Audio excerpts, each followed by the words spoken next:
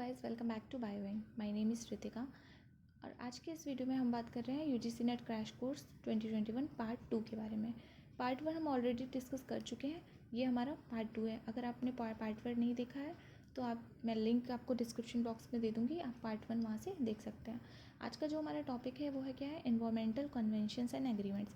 जितने भी environmental conventions या एग्रीमेंट्स जो हमारे सिलेबस में दिए हुए हैं वो सारे आपको कहाँ मिल रहे हैं, इसी एक वीडियो में मिल रहे हैं। ये वीडियो आपको इसलिए बहुत इंपॉर्टेंट है और ये वीडियो आपको पूरा देखना है ताकि आप एक भी इन्वायरमेंटल कन्वेंशन से रिलेटेड क्वेश्चंस छोड़ के ना आए। यहाँ से आपको पता है कि 1 और 2 क्वेश्चंस तो आते ही आते हैं। कभी आपसे लोकेशन पूछ लेते हैं, एग्रीमेंट कहाँ हुआ, कभी एम पूछ लेते हैं कि इस कन्वेंशन या इस एग्रीमेंट का क्या एम है। इस बेसिस पे यहाँ से क्वेश्चन ऐसे बन के आते हैं। कभी कभी आपको मैच द फॉलोइंग भी मिल सकती है यहाँ से 3-4 के बेसिस पे। तो उसमें से अगर आपको मैच द फॉलोइंग का तो सिंपल यही फंडा है, अगर आपको 1-2 भी आते हैं तो आप 2-3 मैच करके लगा सकते हैं। आगे बढ़ने से पहले मैं आपको बता दूं, ये जो हमारी क्रैश कोर्स सीरीज़ चल रही है जिसमें इंपॉर्टेंट टॉपिक्स और PYQ डिस्कस किए जा रहे हैं और इसका एम आपको पता है, टारगेट JRF इन 1 मंथ। सिंपल सा एम है कि आपको कम से कम टाइम में 1 मंथ के प्रिपरेशन में ही आपको JRF अचीव करवाना। ओके, चलिए बढ़ते हैं अपने टॉपिक की ओर। अगर आप नए हैं इस चैनल पे और ये सीरीज़ आपको अच्छी लग रही है, आप देख रहे हैं, तो इस चैनल को लाइक ज़रूर करिए, सब्सक्राइब करिए और बेल आइकन को ज़रूर प्रेस करिए, जिससे आपको अपडेट्स जो हैं जितनी भी मिलती रहें टाइमली। ओके, बढ़ते हैं आज के। और हमारा जो पहला कन्वेंशन है वो क्या है, बेसल कन्वेंशन। यहाँ से क्वेश्चन ऑलरेडी आ भी चुका है और ये बहुत इंपॉर्टेंट कन्वेंशन है। ये साइन हुआ था 22 मार्च 1989 में। लोकेशन कहाँ है इसकी, बेसल, स्विट्ज़रलैंड में। ये कन्वेंशन कहाँ हुआ था, बेसल एक जगह है स्विट्ज़रलैंड में, वहाँ पे इफ़ेक्टिव हुआ था ये 5 मई 1992। देखिए, आपको किसी भी कन्वेंशन या एग्रीमेंट के बारे में 2 या 3 चीज़ें याद रखनी है, इससे ज़्यादा आपको पूरा ब्रीफ में इसको नहीं पढ़ना है। आपको याद रखना है कि वो साइन कब हुआ, कब उसका गठन हुआ, एक तरीके से आप बोल सकते हैं। उसकी लोकेशन कहाँ थी, वो कहाँ पे हुआ था, या जो साइन था वो कहाँ हुआ, ये कन्वेंशन कहाँ हुई, एग्रीमेंट कहाँ हुई। और इफ़ेक्टिव मतलब क्या होता है, साइन वो इस डेट पे हुआ, कब पर लागू कब से हुआ, इसको हम दूसरे पे अमेंडमेंट भी बोल सकते हैं। ठीक है, वो आपको याद रखना है। इसका एम क्या था, to reduce the movement of hazardous waste between the nations and specifically to prevent transfer of hazardous waste from develop to less develop countries. इसका एम क्या था कि जितना भी हजार्डस वेस्ट होता है उसके मूवमेंट को रोकना। ठीक है, कम से कम मूवमेंट कर, क्योंकि आपको पता है हजार्डस वेस्ट क्या होता है, बहुत सारी डिसीज़ कॉज कर सकता है ह्यूमन बींग्स के लिए। तो उसकी जो मूवमेंट है इस नेशंस के बीच में, उसको रिड्यूस करना। ट्रांसफ़र, देखिए स्पेसिफिकली क्या, to prevent transfer of hazardous waste from develop to less develop country. देखिए, अगर डेवलप कंट्री से लेस डेवलप कंट्रीज़ की तरफ जाएगा, वहाँ के लोग बीमार पड़ते हैं तो वहाँ पे ज़्यादा इतनी सुविधाएं नहीं हैं, तो वहाँ पे और अगर वहाँ के लोग बीमार पड़ेंगे तो हो सकता है वो डेवलप कंट्रीज़ में फिर से आ जाए। ठीक है, तो इसलिए इसको वहीं पे डेवलप कंट्रीज़ में ही रोक दें। तो ये था बेसल कन्वेंशन का एम। यहाँ से क्वेश्चन एज इट इज़ आ चुका है, इसके एम के ऊपर भी आ चुका है इसका, और लोकेशन के ऊपर भी आ चुका है। ठीक है, नेक्स्ट कन्वेंशन की तरफ बढ़ते हैं, मॉन्ट्रियल प्रोटोकॉल। देखिए, मॉन्ट्रियल प्रोटोकॉल तो ऐसा प्रोटोकॉल है जो आपने हमेशा से पढ़ा होगा, 12th क्लास में भी आपको पढ़ा होगा। मॉन्ट्रियल सुनते ही आपके दिमाग में ओजोन लेयर से रिलेटेड कुछ चीज़ें क्लिक होती होंगी। ये साइन कब हुआ था, 16 सितंबर को। 16 सितंबर को मॉन्ट्रियल प्रोटोकॉल साइन हुआ था और इसी बेसिस पे हम लोग क्या बनाते हैं, ओजोन डे भी बनाते हैं। तो आपका ये क्वेश्चन यहीं से तैयार हो जाता है कि 16 सितंबर को क्या होता है, ओजोन डे भी होता है। इफेक्टिव कब हुआ था, 1 जनवरी 1989 में। 2 साल लग गए थे इसको इफेक्टिव होने में। ठीक है, लोकेशन कहाँ थी, मॉन्ट्रियल, एक प्लेस का नाम है, वहाँ पे इसकी लोकेशन थी। उसी के बेसिस पे ये क्या, मॉन्ट्रियल प्रोटोकॉल नाम रखा गया था। इसका एम क्या था, to protect the ozone layer by phasing out the production of numerous substances that are responsible for ozone depletion. ठीक है, क्या करना, ओजोन लेयर को प्रोटेक्ट करना। आपको सबको पता है कि ओजोन लेयर हमारे लिए कितनी ज़्यादा इंपॉर्टेंट है, और उसका प्रोडक्शन क्या, उसका जो रिडक्शन होता चला जा रहा है, वो रिड्यूस होती जा रही है, जिससे क्या हो रहा है, UV लाइट्स ईजिली हमारे अर्थ सरफेस पे एंटर कर रही है, जिससे हमारी बहुत सारी प्रॉब्लम्स हो रही है, स्किन रिलेटेड प्रॉब्लम हो रही है, कैंसर कॉज कर रही है, म्यूटेशंस कॉज कर रहे हैं। ठीक है, तो उनको क्या करना, ओजोन लेयर की डिप्लीशन को रोकना। और ये किससे रोक रहे हैं, कि प्रोडक्शन ऑफ न्यूमरस सब्सटेंसेज। जो सब्सटेंसेज आपको पता है CFC गैसेज जैसे होती हैं, वो बहुत सारे रेफ्रिजरेटर्स जो हम लोग यूज़ करते हैं, फ्रियॉन गैसेज, ये सब क्या करती है, ओजोन लेयर के डिप्लीशन को बढ़ाती हैं। तो उन सब के जो प्रोडक्शन है उसको डिक्रीज़ करना, ये इसका एम था। ठीक है, ये बहुत इंपॉर्टेंट है। मॉन्ट्रियल प्रोटोकॉल तो आपको आना ही चाहिए, टिप्स पे होना चाहिए आपके। नेक्स्ट देखते हैं, United Nation conference of the human environment.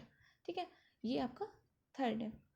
Start date कब थी इसकी? 1972 में, स्टॉकहोम स्वीडन। इसको स्टॉकहोम कन्वेंशन भी बोलते हैं, स्टॉकहोम कॉन्फ्रेंस भी बोलते हैं, तो ये याद रखिएगा। इसका एम क्या था? To protect human health and the environment from persistent organic pollutants, यानी कि पीओपी से ह्यूमन हेल्थ को बचाना। ठीक है, ह्यूमन हेल्थ को प्रोटेक्ट करना किससे? पीओपी से। इसका क्या था?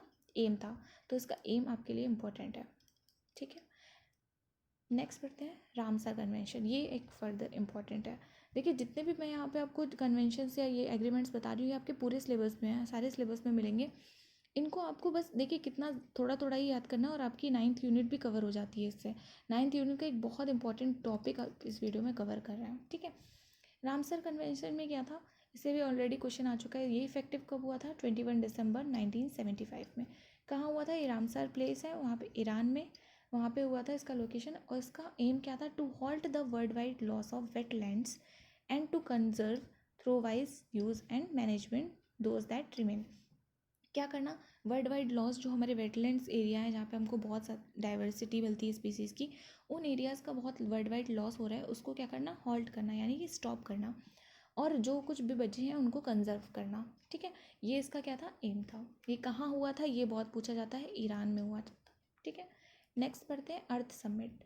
अर्थ समिट आपको पता ही होगा, अर्थ समिट तो बहुत ज़्यादा कॉमन है, रियो डी जेनेरियो में हुई थी। लोकेशन इसका बहुत पूछते हैं, रियो डी जेनेरियो में, इसको इसलिए रियो समिट भी बोलते हैं। डेट क्या थी? From 3 June to 14 June 1992। Aim क्या था? To put the concept of sustainable development at the forefront of our concerns and to seek common action to protect the planet from environmental degradation that even threatens to change the global climate। Earth summit का मतलब ही आप नाम से समझ रहे हैं कि ये पूरी अर्थ को एक तरीके से अच्छा इन्वायरमेंट प्रोवाइड करने के लिए दिया गया था। ये किस में क्या कॉन्सेप्ट इन्होंने रखा था कि आप सस्टेनेबल डेवलपमेंट को आगे, सस्टेनेबल डेवलपमेंट के कॉन्सेप्ट को आगे बढ़ाइए, जिससे क्या हो सके, प्लानट, एक हम अपने इन्वायरमेंट को क्या करें, हेल्दी रूप दे सकें, और जितनी भी चीज़ें आपकी इन्वायरमेंट को डिग्रेड करने के काम आ रही है, उनसे अपने प्लानट को प्रोटेक्ट कर सकें। ठीक है, नेक्स्ट बढ़ते हैं एजेंडा 21 की तरफ। ये भी इंपॉर्टेंट है। एजेंडा 21 कहाँ हुआ था? लोकेशन इसकी क्या है? United states, 1992। ठीक है, agenda 21 is a non binding action plan. ये क्या था? कुछ किसी चीज़ से बाइंड नहीं था, ऐसा नहीं था कि बहुत सारी कंट्रीज से मिलके से क्या हो। ये क्या था? एक यूनाइटेड नेशंस का अपना खुद का एक्शन प्लान था with regard to sustainable development. किसके बेसिस पे? सस्टेनेबल डेवलपमेंट के बेसिस पे। ये लाइन ही आप इतना याद रखेंगे तो भी आपके लिए काम हो जाएगा। ये एक पार्ट है किसका? अर्थ समिट का। जैसे अर्थ समिट में भी सस्टेनेबल डेवलपमेंट की बात हुई थी, जो रियो डी जेनेरियो में हुआ था, उसी तरीके का इनका छोटा, आप समझ बोल सकते हैं कि ये इसका छोटा रूप है। और ये क्या है? यूनाइटेड नेशंस वालों ने अपना खुद का एजेंडा 21 बनाया था। इसका एम क्या था? एक जो बेसिक एम था वो था to set out an international programme of action for achieving sustainable development during 21st century. Sustainable development को अचीव करना कब? ड्यूरिंग 21st सेंचुरी में। इसीलिए इसका 21 से ही इसका नाम क्या रखा गया? एजेंडा। नेक्स्ट बढ़ते हैं आगे, ग्लोबल इन्वायरमेंट फैसिलिटी।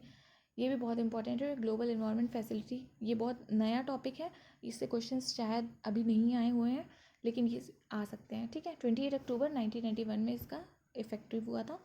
एम क्या है इसका? Design to assist in the protection of the global environment and to promote environmental sustainable development by providing grants and concessional funding to support development project in the environment benefit। ठीक है, आपको बस इतना याद रखना है इसमें, providing grants and concessional fundings. ठीक है, ये क्यों बना था?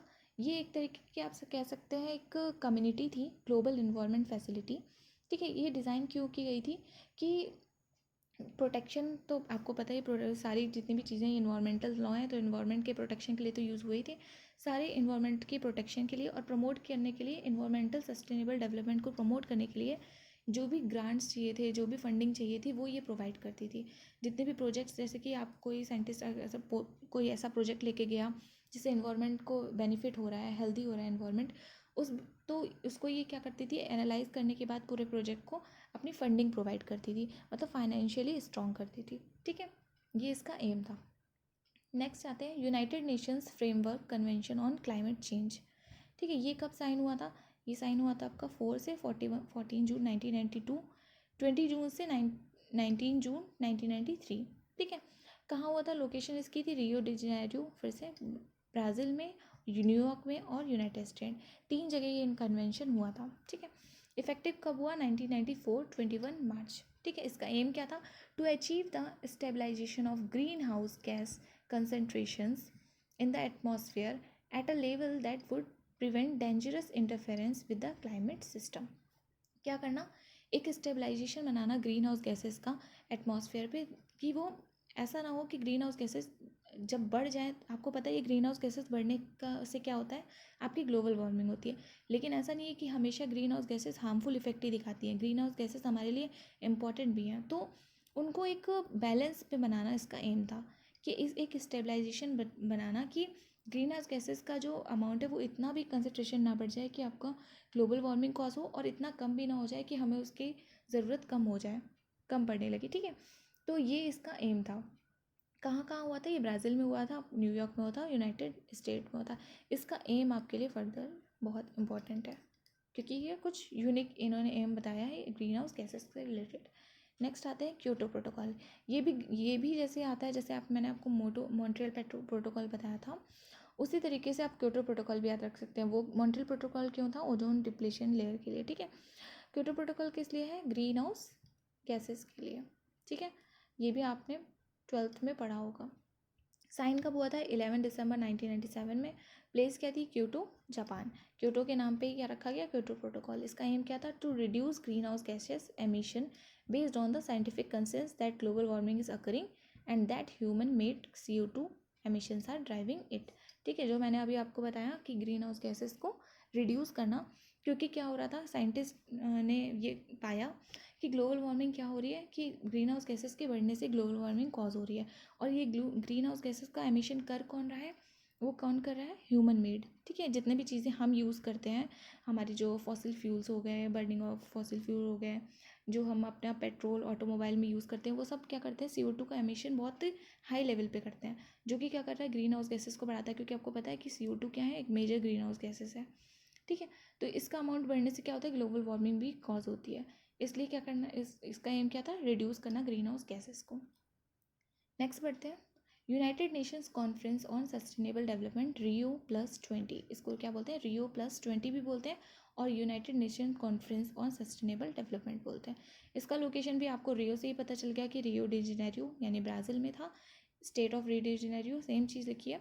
डेट्स क्या है, 20 जून 2012 से 22 जून 2012, 2 दिन का ये आपका डेवलपमेंट प्रोग्राम हुआ था। The United Nation conference on sustainable development also known as Rio 2012, Rio+20 और अर्थ समिट 2012। वैसे अर्थ समिट अगर आपसे पूछा जाए तो वो होती है 2009। ठीक है, लेकिन जब आपसे United Nation conference on sustainable development की बात की जाएगी तो अर्थ समिट 2012 होगी। Was the third international conference, ये क्या थी, थर्ड इंटरनेशनल कॉन्फ्रेंस थी जो सस्टेनेबल डेवलपमेंट पे हुई थी। इसका एम क्या था, reconciling the economic and environmental goals of the global community. जो भी ग्लोबल कम्युनिटी ने गोल्स बनाए थे इकोनॉमिक और एनवायरमेंटल, उनको क्या करना, रिकन्सिल करना, मतलब फिर से दोबारा देखना कि उसमें कुछ गड़बड़ तो नहीं है, उसमें कुछ इंप्रूवमेंट की ज़रूरत तो नहीं है। उन बेसिस पे ये क्या बोलते हैं, आपकी कॉन्फ्रेंस की गई थी। बहुत सारे स्टेट्स को, बहुत सारे कंट्रीज़ को मिला के पूछा गया था कि आपको इन रूल्स में या इन गोल्स में कुछ और चेंजेस लाने हैं। ये एम था इस Rio+20 का। ठीक है, नेक्स्ट बढ़ते हैं, अर्थ समिट 2002। अर्थ समिट कब हुई थी, 2002, Johannesburg city in south Africa में। स्टार्ट डेट क्या थी इसकी, 2002। एंड डेट क्या थी, 4 सितंबर 2002। ठीक है, एम क्या था, to encourage further implementation of sustainable development through recognising, rewarding and publishing 10 years of global stake holder best practice. ठीक है, इसका क्या था आपका एम, एनकरेज करना further implementation of sustainable development की जितने भी चीज़ें, सस्टेनेबल डेवलपमेंट जो है चीज़, उसको एनकरेज करना, मतलब उसको बढ़ावा देना through recognising, rewarding and publishing 10 years of global stake holder prizes. इन्होंने क्या शुरुआत करी, कि कोई भी कंट्री जो अपने अपने जगह के सस्टेनेबल डेवलपमेंट को बढ़ाएगी, उसको क्या दिया जाएगा, उसको रिकॉग्नाइज़ किया जाएगा, उसको रिवॉर्ड दिया जाएगा और पब्लिश किया जाएगा 10 ईयर्स के बेसिस पे, कि 10 ईयर्स में उसने कितना इम्प्रूव किया है अपने एनवायरनमेंट को, कितना वो हेल्दी कर पाए हैं, कितना लिविंग रहने के लिए सुटेबल कर पाए हैं। उस वो क्या था, इसका एम था अर्थ समिट 2002 का। नेक्स्ट पढ़ते हैं, United Nations millennium development goals. ठीक है, ये भी बहुत इंपॉर्टेंट है। इसका डेट क्या है, 6 सितंबर टू 8 सितंबर 2000, 2 दिन की ये भी क्या थी आपकी कॉन्फ्रेंस थी। कहाँ हुई है, यूनाइटेड नेशंस के जो हेडक्वार्टर्स बने हैं न्यूयॉर्क में, वहाँ पे ये हुई। इसके गोल्स क्या क्या थे, ये आपको गोल्स ज़रूर याद रखने हैं, क्योंकि इनमें से क्या करते हैं आपसे स्टेटमेंट वाइज गोल पूछ लेते हैं। कभी 1 दे देंगे, 2 दे देंगे, 3 दे देंगे, उसमें से बोलेंगे कौन सा इसमें नहीं है, या फिर कौन कौन से इसमें से हैं। ठीक है, स्टेटमेंट और वाले जो क्वेश्चंस होते हैं उन वो क्वेश्चंस यहाँ से आपके बन सकते हैं। तो आपको ये जितने भी गोल्स यहाँ पे लिखे हुए हैं आपको ये सारे लर्न करने हैं। क्या पहला गोल देख लेते हैं, eradicate extreme poverty and hunger. मतलब पावर्टी को और हंगर को, भूख को और गरीबी को हटाना। Achieve universal primary education. Primary education यानी कि जो +2 लेवल की या +10 लेवल की जो +2 और हाई स्कूल लेवल की जो आपकी एजुकेशन होती है उसको अचीव करवाना हर एक इंसान को। Promote gender equality and empower women. मतलब जेंडर की इक्वालिटी को एम्पावर करना वुमेन को। ये सब क्या थे इसके गोल्स थे। रिड्यूस चाइल्ड मोर्टेलिटी, चाइल्ड की डेथ रेट को कम करना। मैटरनल हेल्थ, जो प्रेग्नेंट लेडीज़ होती हैं उनकी जो हेल्थ है उसको इम्प्रूव करना। Combat HIV, AIDS, malaria and others. जितने भी ये वायरल डिसीजेस हैं इनसे अच्छे से आपको इनसे क्या करना, प्रोवाइड कराना। आपकी जितनी भी फैसिलिटीज़ हैं, आपकी मेडिकल फैसिलिटीज़, उनको प्रोवाइड कराना। Ensure development sustainability. और डेवलपमेंट जो इन्वायरमेंटल की सस्टेनेबिलिटी है, मतलब इन्वायरमेंटल का जो बैलेंस है उसको इंश्योर करना। ठीक है, ये सारे इसके क्या थे, गोल्स थे। ये आपको गोल्स ज़रूर याद करने हैं। इसका जो है एम सबसे ज़्यादा ही इंपॉर्टेंट है, क्योंकि इसमें बहुत सारे एम्स हैं। ठीक है, नेक्स्ट बढ़ते हैं। United Nations climate change conference Copenhagen summit. इसको हम लोग केवल कोपेनहेगन समिट भी बोलते हैं। और जितने भी आपको अजीब से नाम दिखते हैं, याद करने में तकलीफ़ होती है, वो आप समझ लीजिए कि वो कोई सिटी के नाम है। ठीक है, जैसे मॉन्ट्रियल हो गया, क्योटो हो गया। ठीक है, ये सब क्या था, रियो डी आपने पढ़ा, स्टॉकहोम कन्वेंशन पढ़ा, रामसर कन्वेंशन पढ़ा। अब ये क्या है, कोपेनहेगन कन्वेंशन समिट। ठीक है, ये भी क्या थी, लोकेशन आप नाम से ही समझ सकते हैं किस पे बेस्ड थी, ये आप यहाँ से समझ सकते हैं, क्लाइमेट चेंज कॉन्फ्रेंस। ठीक है, डेट्स क्या थी, 7 दिसंबर 2009 टू 18 दिसंबर 2009। क्या था इसका भी एम, क्या था, to cut carbon emissions by 20% below 2006 level by 2020। 2020 तक आपको 20% जो कार्बन का एमिशन है वो कम कर लेना है। किससे, 2006 से। जो कार्बन का एमिशन 2006 था उससे 20% तक 2020 तक आपको कम कर लेना है। ठीक है, ये इसका क्या था, एम था। नेक्स्ट बढ़ते हैं, inter governmental panel on climate change. ये फर्दर बहुत बहुत इंपॉर्टेंट है, क्योंकि ये यूनिक है थोड़ा टॉपिक आपका। IPCC, इसका हेडक्वार्टर कहाँ है, बहुत इंपॉर्टेंट, जेनेवा स्विट्ज़रलैंड में। फाउंड कब हुआ था, ये एक तरीके का आपकी कम्युनिटी इंस्टीट्यूट है, 1988 में हुआ था। क्या प्रोवाइड करता है ये, to provide governments at all levels with scientific information that they can use to develop climate policies. ये क्या प्रोवाइड करता है, IPCC अपनी गवर्नमेंट को इन्वायरमेंट से रिलेटेड हर जानकारी प्रोवाइड करता है। मतलब साइंटिस्ट से लेके जो बेसिक जानकारी सब प्रोवाइड करता है, ताकि जो आपकी गवर्नमेंट है वो एक बेस्ट पॉलिसी बना सके क्लाइमेट के लिए। ठीक है, ये इसका एम है। तो ये बहुत बहुत इंपॉर्टेंट एम है। ठीक है, ये आपको लर्न करना है। नेक्स्ट देखते हैं, United Nations environmental programme, UNEP। या आपको देखिए, सबके आपको बड़े बड़े नाम नहीं याद रखने हैं, लेकिन हाँ आपको छोटे और बड़े दोनों ही याद रखने हैं। क्योंकि क्या होता है कि अभी कभी आपको UNEP दे देंगे और आपने याद किया यूनाइटेड नेशन इन्वायरमेंट प्रोग्राम, तब तो आप शायद समझ भी जाएं। लेकिन अगर यूनाइटेड नेशन इन्वायरमेंट प्रोग्राम केवल याद रखा है, UNEP नहीं याद रखा, तो फिर कैसे समझेंगे। तो आपको शॉर्ट फॉर्म ज़रूर याद रखने हैं, और शॉर्ट के लॉन्ग फॉर्म भी बहुत याद रखने हैं। हेडक्वार्टर कहाँ है, नैरोबी केन्या में। इसका फाउंड कब हुआ था, ये फाउंडेड 5 जून 1972, नैरोबी केन्या में। ठीक है, इसको आप याद रख सकते हैं। 5 जून को आपका क्या होता है, इन्वायरमेंट डे भी होता है, और ये क्या है, इन्वायरमेंट प्रोग्राम भी है। ठीक है, एम क्या है, to provide leadership and encourage partnership in caring for the environment by inspiring, informing and enabling nations and peoples to improve their quality of life without compromising that of future generation. क्या करना है, एक leadership और एक partnership बनाना ऐसे normal people और environment के बीच में, ताकि क्या हो, एनवायरनमेंट और जो पीपल हैं वो क्या कर सकते हैं, आपस में म्यूचुअल रिलेशनशिप कॉज कर सके। आपको पता है एनवायरनमेंट हमें बहुत सारी चीज़ें देता है, उसी के बेसिस पे हमें भी एनवायरनमेंट को बचा के रखना है, कंजर्व करके रखना है अपनी फ्यूचर जनरेशन के लिए, ताकि आपकी फ्यूचर आने वाली जितनी भी फ्यूचर जनरेशन उनको कोई कॉम्प्रोमाइज़ ना करना पड़े।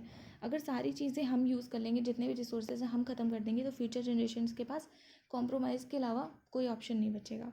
तो ये वाली जो आपकी UNEP थी, प्रोग्राम हुआ था, वो उसने यही बताया था कि आपको एक पार्टनरशिप बना के रखना है एनवायरनमेंट के साथ, जो कि बहुत ही इम्पोर्टेंट है। आगे बढ़ते हैं। कन्वेंशन ऑन बायोलॉजिकल डाइवर्सिटी, ये साइन हुआ था 5 जून 1992 से 4 जून 1993 पे। इफेक्टिव कब हुआ, 29 दिसंबर 1993। इफेक्टिव डेट ज़रूर याद रख लीजिएगा, ठीक है। लोकेशन क्या थी, रियो डी जेनेरियो, ब्राज़ील, ठीक है। इसका एम क्या था, the convention has 3 main goal, इसके भी एम ज़रूर याद रखिएगा, क्योंकि 3 मेन गोल है तो आपको इजीली याद भी हो जाएंगे और इम्पॉर्टेंट भी है। देखिए, आपने बहुत सारे कन्वेंशंस अभी जितने भी पढ़े उसमें रियो डी जेनेरियो में बहुत सारे हुए थे, ठीक है। तो आप क्या कर सकते हैं कि एक लिस्ट में रियो डी जेनेरियो का अलग से ही बना के रख सकते हैं, तो इससे क्या होगा, आपको इजीली याद हो जाएगा और लोकेशन बार बार आपको याद करने की ज़रूरत नहीं पड़ेगी। रियो डी जेनेरियो वाले अलग कर दीजिए और बाकी जितने भी हैं वो अलग कर लीजिए, ईजिली आपको जल्दी से याद हो जाएगा। एम क्या था इसका, 3 मेन गोल्स थे, the conservation of biological diversity या बायोडाइवर्सिटी का conservation, sustainable use of its component and the fair and equitable sharing of benefits arising from the genetic resources. क्या करना, पहले तो कंजर्वेशन, जो बायोडाइवर्सिटी है हमारी उसको कंजर्व करना, उसके जो कंपोनेंट है उनको कायदे से यूज़ करना, सस्टेनेबल यूज़ करना, और ऐसा नहीं है कि कोई ज़्यादा यूज़ कर रहा है कोई कम यूज़ कर रहा है, इक्विटेबल शेयरिंग होनी चाहिए, ठीक है। ओके, नेक्स्ट करते हैं। ओके, इतने कन्वेंशंस और इतने एग्रीमेंट्स आपके जो है इम्पॉर्टेंट थे और आपके सिलेबस में है। अगर आपको ये वीडियो पसंद आया हो तो प्लीज़ लाइक करें, अपने दोस्तों के साथ शेयर करें जो भी UGC नेट की तैयारी कर रहा है, और बेल आइकन को ज़रूर प्रेस कर लीजिए, जितने भी वीडियोज़ हैं वो उसकी अपडेट्स आपको मिलती रहेंगी, ठीक है। Thank you so much.